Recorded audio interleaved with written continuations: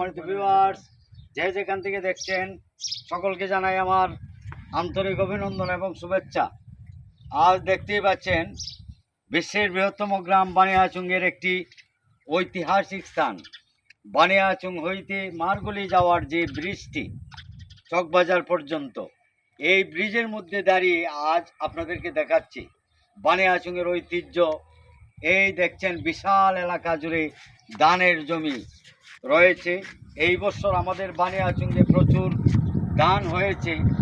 আপনারা সবাই দেখতে পাচ্ছেন আমাদের বানিয়াচুংয়ের হাওর অঞ্চলের এলাকা। এই বছর প্রচুর ধান হওয়ার পরে আমাদের বিশেষ করে কৃষক ভাইয়েরা অত্যন্ত আনন্দিত এবং খুশি।